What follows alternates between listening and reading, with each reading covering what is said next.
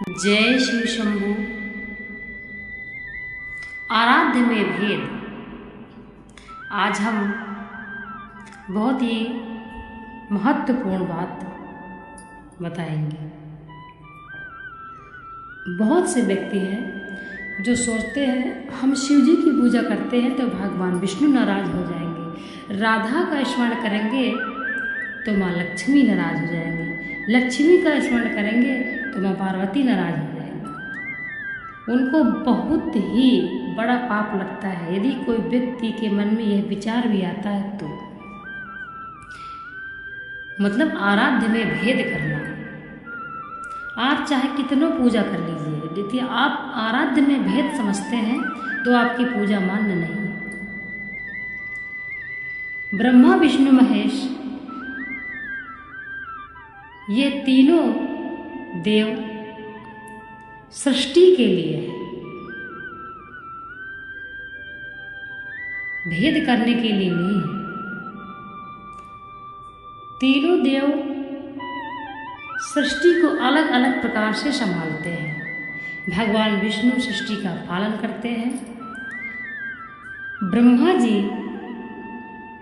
सृष्टि का निर्माण करते हैं और भगवान शिव सृष्टि का श्रृंगार करते हैं।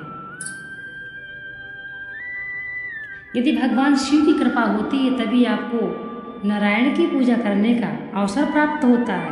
यदि नारायण की कृपा होती है तो आपको भगवान शिव की पूजा करने का अवसर प्राप्त होता है। तो आराध्य में भेद नहीं करना चाहिए। नाम अनेक है, प्रभु एक है। इसी प्रकार से भगवान शिव के गुरु हैं भगवान विष्णु, भगवान विष्णु के गुरु हैं भगवान शिव। भगवान शिव किसका ध्यान करते हैं?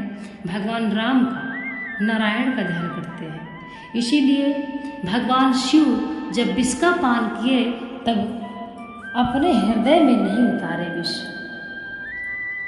क्योंकि उनके हृदय में भगवान विष्णु का वास है।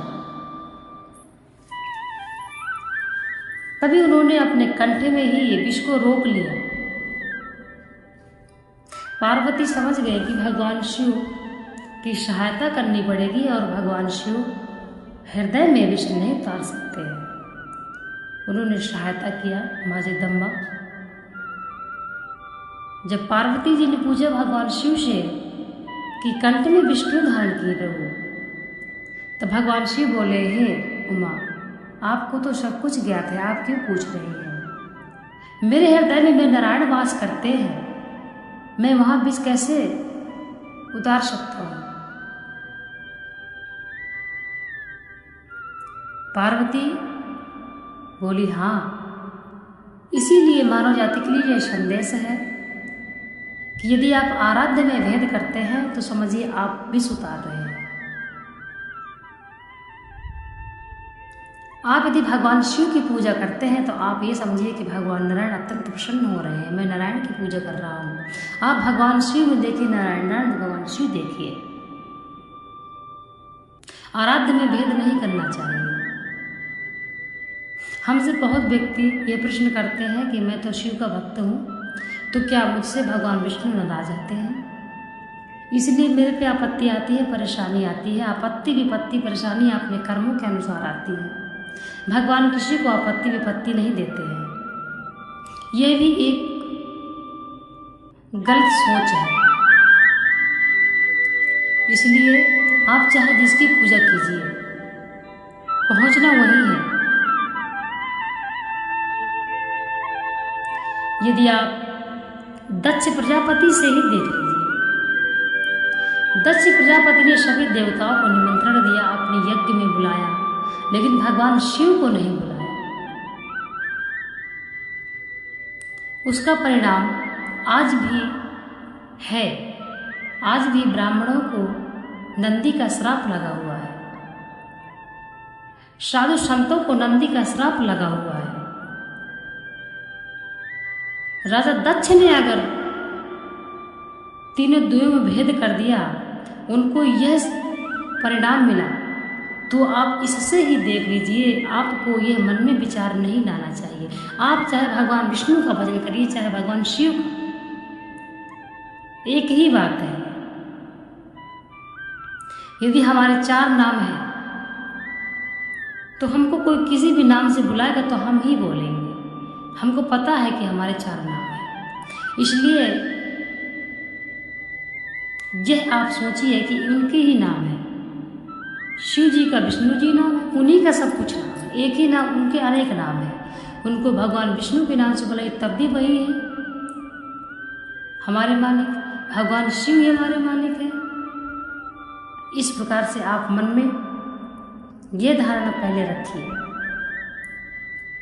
दक्ष प्रजापति यज्ञ में सभी को बुलाए लेकिन भगवान शिव को निमंत्रण नहीं दिए।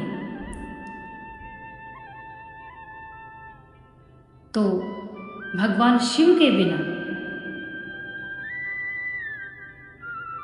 किसी ने भी पूजा अपना निमंत्रण स्वीकार नहीं किया।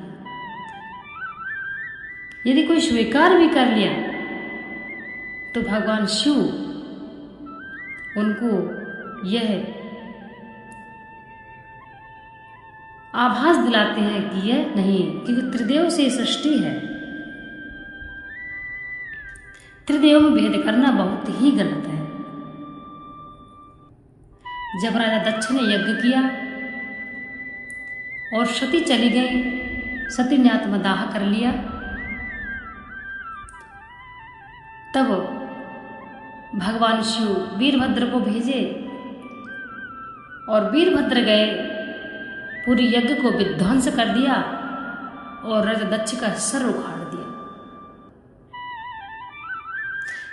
नंदी पहुंचे, नंदी ने बहुत श्राप दिया और एक श्राप है जो आज भी है, अभी हम बताएंगे।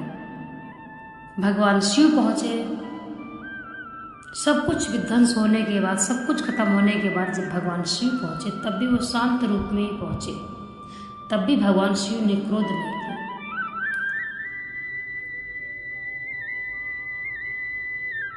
सती की माँ भगवान शिव से प्रार्थना करने लगी, रोने लगी, बिलखने लगी कि हमको इस कष्ट से, सभी जितने भी वहाँ शामिल थे सही भगवान से प्रार्थना करने लगे, भगवान शिव से हमारे श्राप है, हमारे श्राप मुक्त कर दीजिए। राजा दक्ष के लिए उनकी पत्नी भगवान शिव से निवेदन करने लगी, भगवान इनको जीवित कर दीजिए। तो भगवान शिव बोले ठीक है, वो तो भोलेनाथ है। उन्होंने सबका श्राप काट दिया और राजा दक्ष को भी बकरे का सर लगा दिया, जिंदा कर दिया। राजा दक्ष भी महान भक्त हुए भगवान शिव के। जब व्यक्ति का घमंड, जब व्यक्ति में घमंड नहीं रहता, जब व्यक्ति घमंड चूर हो जाता है, जब व्यक्ति समझ जाता है, तब व्यक्ति भगवान शिव को, वह व्यक्ति बड़ा महान भक्त बन जाता है। तब सब साधु ब्राह्मण दौड़े, इस सब का श्राप है जो भगवान शिव काट रहे हैं।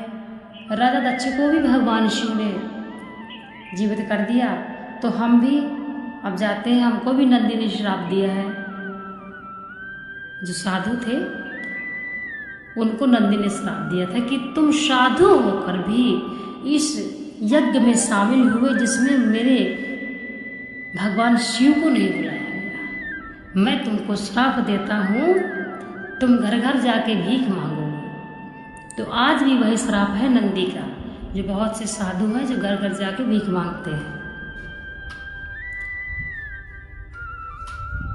तब भगवान शिव के पास साधु गए, बोले प्रभु हमको नंदी का श्राप लगा हुआ। भगवान शिव बोले हे साधु, हे भक्तजनों, मुझ में इतना सामर्थ्य नहीं है कि मैं नंदी की श्राप काट सकूं। नंदी मेरा परम भक्त है, नंदी मेरी आत्मा है। मैंने सबके श्राप काट दिए, राजा दक्ष को भी जीवित कर दिया, परंतु मैं अपने नंदी की बात नहीं काट सकता, क्योंकि मेरे नंदी को जो दुख हुआ मुझे पता है, मेरे नंदी ने जो सहन किया वो मुझे पता है। इसलिए नंदी मेरा परम भक्त है। मैं नंदी का सम्मान रखते हुए और नंदी का मैं कोई बात नहीं काटता। इसलिए जो श्राप नंदी ने दिया है वह श्राप काटने की मुझ में सामर्थ्य नहीं है, क्योंकि भक्त भगवान से बड़ा होता है। कब बड़ा होता है? जब वह भगवान की पूरी निष्ठा से और किसी भी शंका के बिना निष्काम भाव से भगवान की भक्ति करता है, तब वह भक्त को भगवान अपने से ज़्यादा सम्मान देते हैं।